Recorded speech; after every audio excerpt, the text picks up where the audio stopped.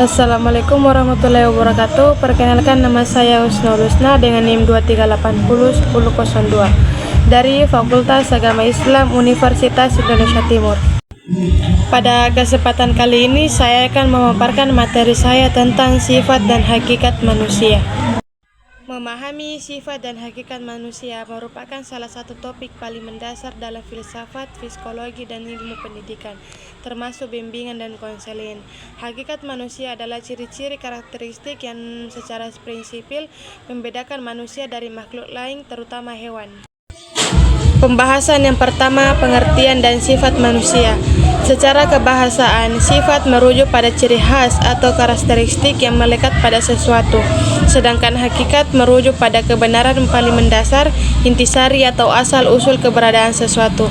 Jadi, sifat dan hakikat manusia adalah ciri-ciri karakteristik secara prinsipil atau tidak hanya gradual yang membedakan manusia dari makhluk lainnya, khususnya hewan.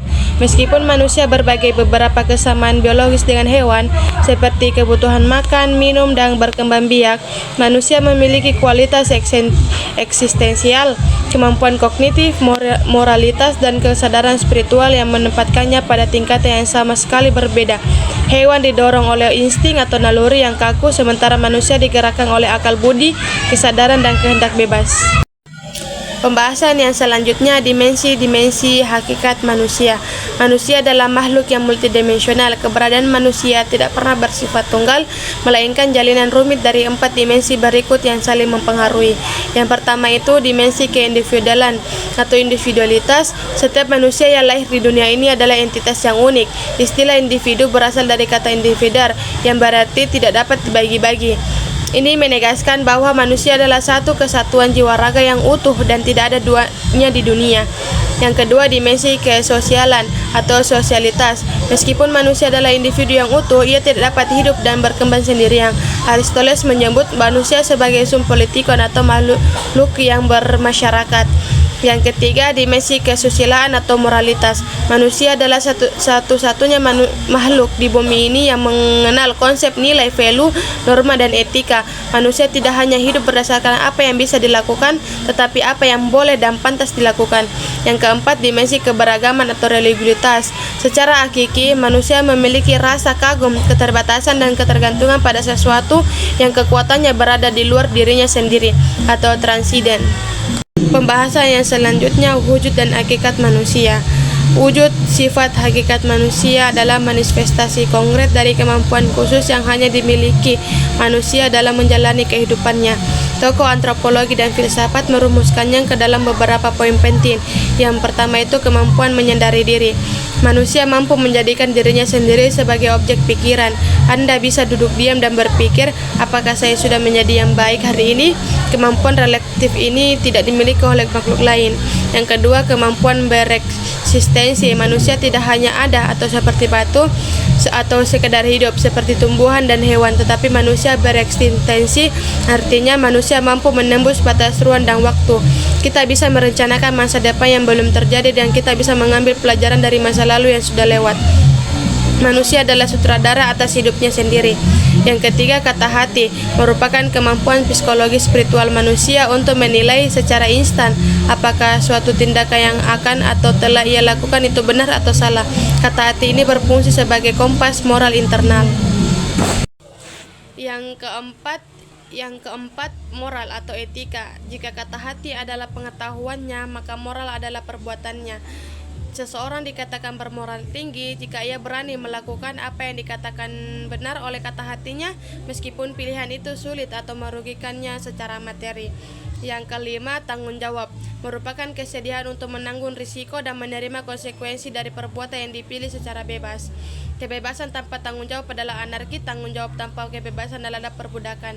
Yang keenam, kewajiban dan hak. Manusia memahami keadilan melalui dua konsep ini. Kewajiban adalah panggilan moral untuk memberikan apa yang menjadi hak orang lain atau lingkungan. Sedangkan hak adalah kelayakan bagi individu untuk menerima apa yang menjadi bagiannya setelah kewajiban ditunaikan. Yang ketujuh, kemampuan menghayati kebahagiaan. Kebahagiaan pada manusia berbeda dengan kepuasan biologis. Kebahagiaan yang hakiki bersifat integral, melibatkan ketenangan jiwa, kepuasan intelektual, relasi sosial yang harmonis, dan rasa syukur yang kepada Sang Pencipta. Kebahagiaan seringkali lahir bukan saat kita menerima, melainkan saat kita mampu melampaui ego diri untuk berbagi dengan orang lain. Pembahasan yang selanjutnya, potensi dan kemampuan manusia. Yang pertama itu akal atau kognisi, seperti berpikir logis dan kritis, menganalisis dan memecahkan masalah, kreativitas dan inovasi, belajar sepanjang hayat. Yang kedua, rasa atau afeksi, seperti empati, simpati, estetika, apresiasi seni, kecerdasan emosional, cinta dan kasih sayang. Yang ketiga, karsa atau konasi, seperti kehendak bebas atau free will, motivasi dan tekad, disiplin dan tanggung jawab, dan aktualisasi diri. Yang keempat, spiritual atau seperti kesadaran akan Tuhan, pencarian makna hidup, nilai moral dan etika, dan ketenangan batin. Yang selanjutnya, manusia dalam berbagai perspektif. Yang pertama itu Islam. Manusia adalah khalifah Allah di bumi yang diciptakan dari tanah, ditiupkan roh dan dianugerahi akal, memiliki potensi baik dan nafsu, tujuan hidup beribadah kepada Allah. Yang kedua, psikologi. Menurut Freud, ego, superego, Maslow hierarki, kebutuhan menuju ke aktualisasi diri, manusia memiliki potensi untuk tumbuh dan berkembang positif. Yang ketiga, filsafat barat. Menurut Plato, manusia adalah jiwa yang terperangkap tubuh. Manusia adalah hewan rasional yang hidup bermasyarakat.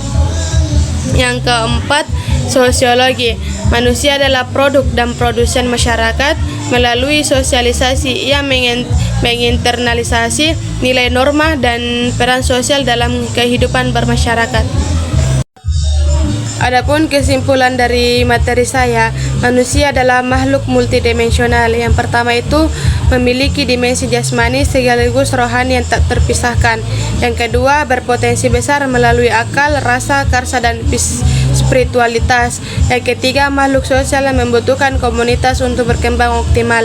Yang keempat, memiliki kebebasan sekaligus tanggung jawab moral dalam kehidupan.